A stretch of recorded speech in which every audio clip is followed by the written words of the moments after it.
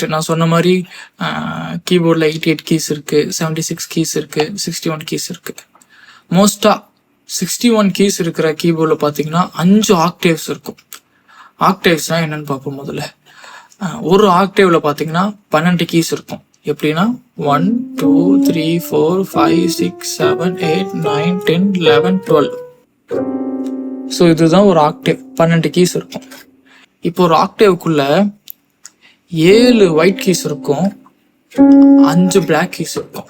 1 2 3 4 5 6 7 white keys, 1 2 3 4 5 black keys இருக்கு. அப்புறம் எல்லா கீபோர்ட்லயும் 3rd ஆக்டேவ், அதுதான் வந்து மிடில் ஆக்டேவா இருக்கும்.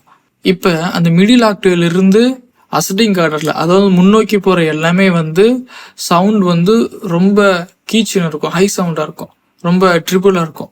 இதே அந்த மிடில் ஆக்டேவ்ல இருந்து பேக்ல போனீங்கன்னா லோவா இருக்கும். ஃபார் எக்ஸாம்பிள்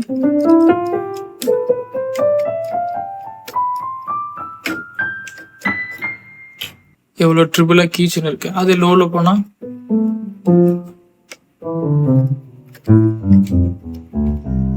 பேஸா இருக்கு, பாத்தீங்களா? ஸோ இதுதான். அதே மாதிரி மியூசிக்ல இன்னொரு டேர்ம் இருக்கு, என்னன்னா ஹோல் நோட், ஆஃப் நோட். அது எப்படி கண்டுபிடிக்கிறதுனா, எக்ஸாம்பிளுக்கு நிறைய சர்ச்சஸ்ல பாட்டு பாடிட்டு இருப்பாங்க. பாட்டு பாடிட்டு இருக்கும்போது ஃபார் எக்ஸாம்பிள் டீல பாடிட்டு இருக்காங்க. டீல பாடிட்டு இருக்கும்போது அந்த பாட்டு பாடுற வர்ஷிப் லீடரோ சிங்கரோ என்ன சொல்லுவாங்க, ஒரு நோட் கம்மி பண்ணுங்கன்னு சொல்லும்போது அந்த ஒரு நோட் என்னவா மாறிடும்னா சியா மாறிடும், சி மேஜருக்கு வந்துடும். அதே இப்போ டி மேஜர்ல பாடிட்டு இருக்க ஒரு ஆள் ஆஃப் நோட் கம்மி பண்ணுங்கன்னு சொன்னாங்கன்னா அது என்னவா மாறிடும், டி ஃபிளாட் ஆர் சி ஷார்ப்பா மாறிடும்.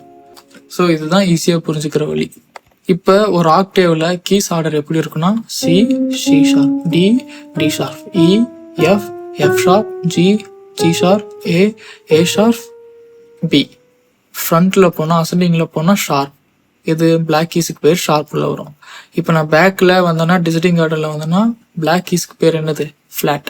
B, B flat, A, A flat, G, G flat, F, E, E flat, D, D flat, C. இப்போ இக்கும் பிக்கும் ஃப்ளாட்ஸ் ஆர் ஷார்ப் கிடையாது.